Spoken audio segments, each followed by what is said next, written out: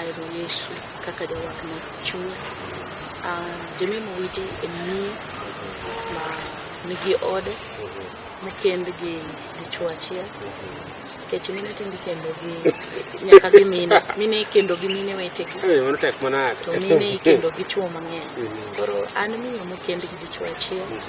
To moloyo duto to mago ok genona kata mago ok morna. Morna en ni nyinga ondike e buk maler. Nikech mago to gik mwayudo e bwo piny ka to kalo. Lakini genona kata morna en ni nyinga ondike e buk maler.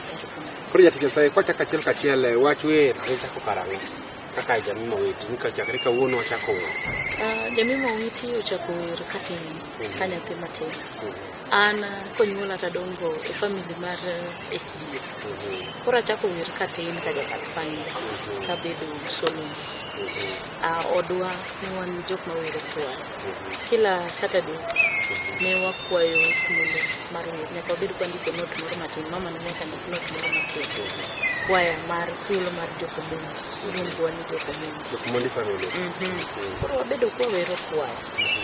Kendo abedo kabedo Pathfinder. Koro anyalo chako ni awero wer kachako wer katin. To koro mondo mi abi mabede e limelight kata mondo abi e studio.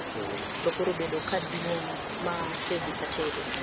Kana romo gi miyo moro iluongo ni Rosh Jeffa. Bende is my mentor.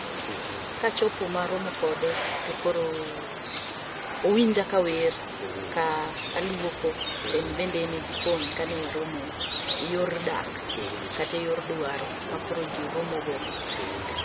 To owinja ka wer to wacho na duol ni ok en duol ni wer go kiduoko dewi.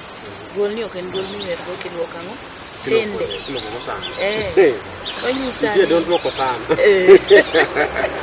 To onyisa ni en ya Tanzania. Onyisa ni mdogo wangu ma ok duol miluoko gang'o leo. To oyudo kare ko dwa golo wer miwero ni nilianza safari. To onyisa ni nitie wer mowero odwa ni mondo wachak timo kod practice. Koro wabeto twachako timo practice. Koro nilianza safari no awero soprano. Leo wende no. Koro for the first time otera e studio. Koro aneno kaka rewero ken wera. Kaka wadonjo to were kanisa to uwe. Wadonjo to were kanisa to uwe. To kata bedo kamano nitiere jawer manahero wero, manahero copy wende. Iluongo ni Mary Atieno.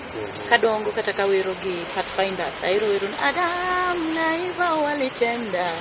Nge radio moko machon mag tape. Oket tape tifuato. Koro abedo nyathi momako awero to jowete na fuata, awero to jowete na fuata. Koro nokang'eyo ni kare gigi gin gik ma bedo recorded kama eka wabedo kwa window kama. Koro my first time wadhi e studio. Ayudo ka kendo gik moko pogore. Koro mane my first time mar tere studio. Koro abedo ka bake e wendege mochopo kumonyisa ni Mano Mary Atieno koso ya Tanzania. Ya Tanzania. Mano Mary Kodakera. Ya Tanzania ni ma Rosh Jeffa. Koro ochopo kumowacho no oyo. Koro entani. An koro kadwa ni ba. Imbe koro werie. Koro imbe koro werie. Koro wuotho go miseng'e ang'o?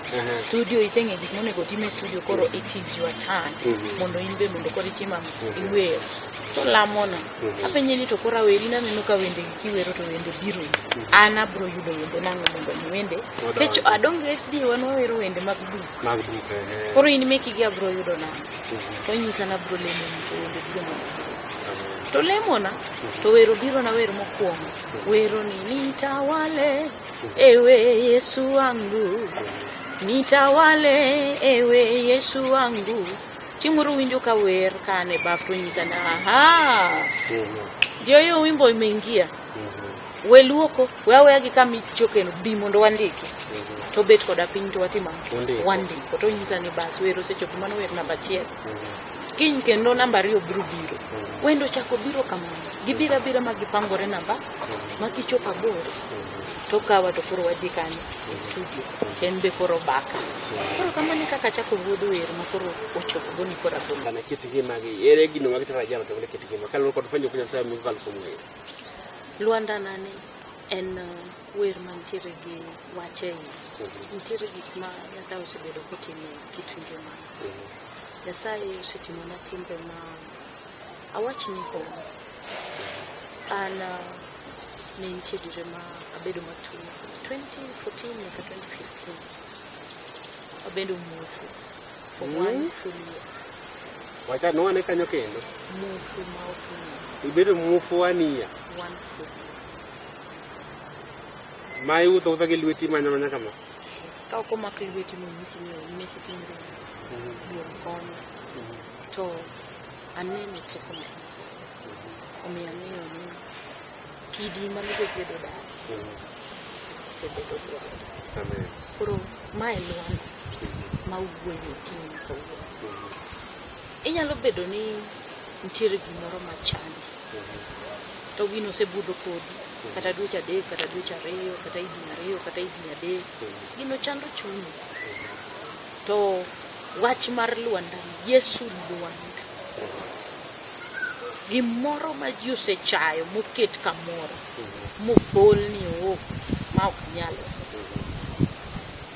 Yesu kiny. Gik ma ji ok nyalo. Daktari othiedho monyisa ni koro to dhi ot. To gima timi ni nitiere jok moko ma chango. Nitie jok moko ma site gi duogo. To nitie jok moko ma site gi ok tim duogo. Koro kaka an daktari ok dong' ayier ni inje mima ni in site ni biro duogo. Kata ok duogo but Nyasaye nitie. Koro miya fwenyo ni kare kata gin gi thietho to ging'e ni Nyasaye nitie.